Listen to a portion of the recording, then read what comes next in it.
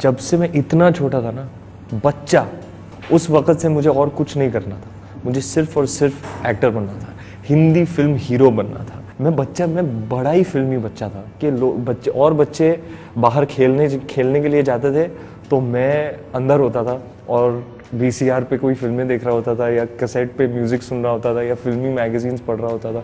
मेरी दादी और आई थिंक सबसे पहले जिसने मुझे इनकरेज किया, सीरियसली इनकरेज किया, वो थी। तो ये जो पहला जो सीड था वो दादी ने मेरे हेड में प्लांट किया कि मैं बड़ा होके हीरो भी बनूं। पहला सपना ना उन्होंने मुझे दिखाया कि मैं भी बड़ा होके उनके हीरो बन सकता। मेरे मित्र थे शाद अली जिन्होंने किल दिल डायरेक्ट की मेरे लिए।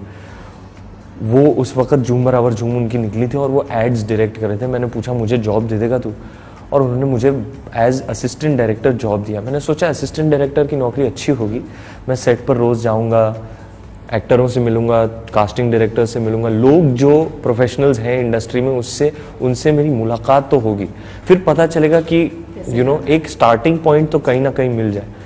तो 1.5 साल के लिए मैं असिस्टेंट डायरेक्टर रहा।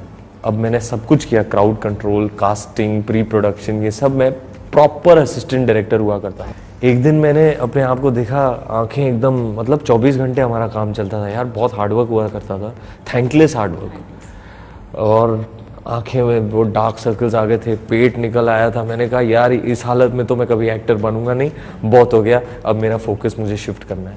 फिर मैंने 6 के 6 जो थिएटर के कोर्सेज किए थे वो सारे कर डाले मैंने। अफोर्डेबिलिटी नहीं थी ना एक्टिंग क्लास के लिए ना पोर्टफोलियो के लिए, लेकिन फिर भी एक जमा हुआ पोर्टफोलियो बनाया मैंने। 8 महीने उस पर काम करके बॉडी बनाई, ट्रेनर, सप्लीमेंट्स, अफोर्डेबिलिटी नहीं थी, फिर भी मेरे फादर ने इकट्ठा करके जमा के करवाया।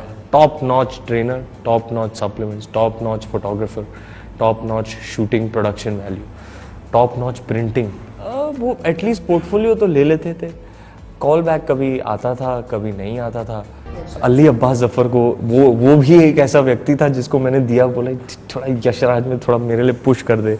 यशराज के जो वाइस प्रेसिडेंट हैं हमारे मित्र अक्षय विधानी साहब, उनको दे दिया, बोला किसी को तो दे दे, कोई डायरेक्टर देख लेगा, फ़ोन कर लेगा, ऑडिशन तो मिल जाएगा। फिर ऑडिशन के बाद, ऑडिशन एक बार मेरे पास मिल जाए फिर मैं कर लूँगा, बस तू मुझे एक चांस दिला दे, ऑडिशन दिला दे। शानू से भी मिला। 8 महीने बाद मैं डेट पर था, शानू का फ़ोन आया, उठाया नहीं। 7 बार फ़ोन किया, उसे 7 मिस्ड कॉल्स दिए और मैं उठाया नहीं। फिर एक एसएमएस भेजा, मैंने पढ़ लेता हूँ क्या चाहिए इसको, और एसएमएस मैंने खोला, उसमें दो वर्ड्स थे, आदित्य चोपड़ा।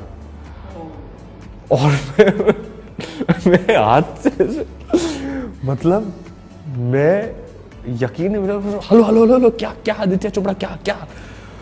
उसने बोला देख मैं डिनर कर रही थी, वो उनके रिश्तेदार हैं, तो मैं डिनर कर रही थी, उन्होंने बाय द वे मुझे बता दिया था कि एक फिल्म बना रहे हैं, एक नए लड़के की खोज है उन्हें। मैंने कहा सच, मतलब यशराज तो सिर्फ स्टार्स के साथ काम करता है। मैंने बोला नहीं, पहली बार वो एक नया फेस लॉन्च करने जा रहे हैं, तो वो चाहते हैं कि आप उनके YRF in house casting division में जाकर ऑडिशन दें।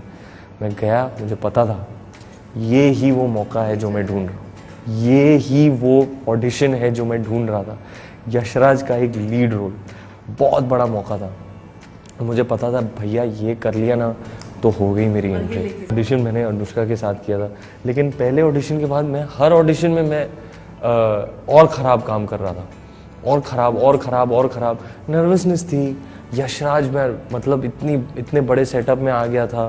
पहला ऑडिशन तो कर लिया, उसके बाद मैं ठीक नहीं कर रहा था। एक दिन मनीष ने मुझे YRF बुलाया, कहा बैठ, कोई तुझे मिलना चाहता है। और अंदर आए बैठे आदित्य चोपड़ा, तो ऐसे हो गया था।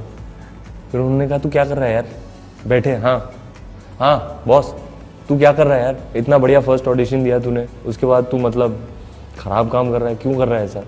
ये पिक्चर है तेरे लिए ही बनी है, लेकिन तेरे को एक लास्ट चांस दे रहा हूँ मैं, कैमरा टेस्ट करेंगे, अगर तू वो कर पाया, तू ऐसा सोच तू वर्ल्ड कप की पेनल्टी ले रहा है, तूने मार दिया तो तेरे हाथ में वर्ल्ड कप होगा, और अगर तूने नहीं किया तो तू जा भाई घर, मैं और कुछ नहीं कर सकता हूँ तेरे लिए इसके आगे। तो 2 हफ्ते बाद मुझे एक ऐसा लास्ट चांस मिला था, वो कैमरा टेस्ट मैंने ठीक से कर लिया। उन्होंने बड़े पर्दे पर देखा, कहा ठीक है इस लड़के में पोटेंशियल है, कट टू मुझे बुलाया ऑडिशन एक मीटिंग के लिए।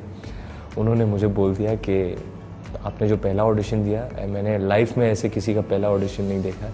मैं वहीं के वहीं कन्विंस था कि आप में वो बात है, आप में मैं 25, 30, 35 साल का करियर देखता हूँ, आप में जितना पोटेंशियल है। तो कुछ चीज़ें हैं जो मैं आपको आज के दिन बताना चाहता हूँ, ज़िंदगी भर याद रखना। बहुत ही बड़ी सीख दी उन्होंने मुझे।